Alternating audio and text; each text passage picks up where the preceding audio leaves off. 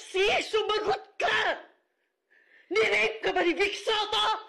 Ah!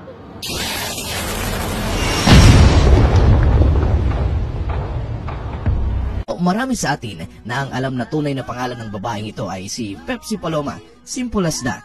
Pero sa mabilis na Google search ay malalamang ang tunay na pangalan niya ay Delia Dueñas Smith. And you're right, it sounds like an American name. Half Filipino, half Amerikano kasi siya. Now kung nagtatanong ka naman kung saan nakuha ang pangalang Pepsi Paloma, ay noon kasama siya sa isang grupo na kung tawagin ay Soft Drinks Beauty. And you bet, minsan nyo na rin sigurong narinig ang papuri sa isang babae na hugis Coke o bote ng soft drinks ang kanyang katawan. And at the early age of 14 years old ay gumag-ride na si Pepsi Paloma pa extra sa mga pelikulang ganito para pantustos sa kanyang pangangailangan. And you know, may pera noon pagdating sa mga ganitong pakulo sa sinihan at masasabi kong successful siya sa kanyang karir. Hindi kasama si Tito Soto sa orihinal na aligasyon ni Pepsi Paloma kundi sina Vic Soto, Joey De Leon at Ricardo Reyes o mas kilala sa tawag na Richie De Horsey na kilalang aktor at komedyan ang idinadawit ni Pepsi sa kaso.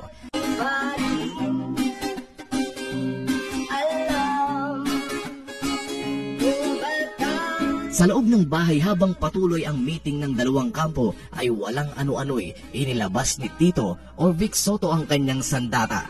Isang baril na nakatutok kay Pepsi. Kasama nito ang isang bond paper.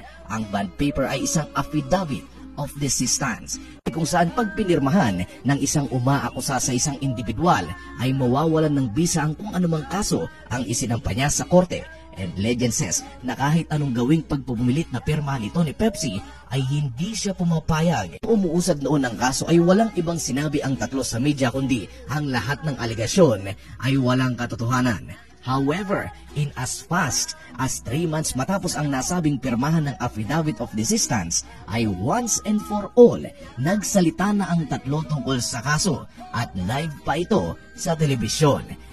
Na may kung anong nagawa silang pagkakamali noong araw na yon at inaanyayahan ang mga tao na mag-move on na lang. And I quote, "We therefore ask you to find it in your heart to pardon us for the wrong which we have done against you."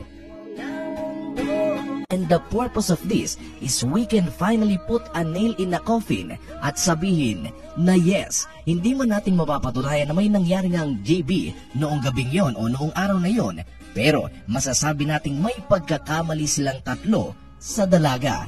We just don't know what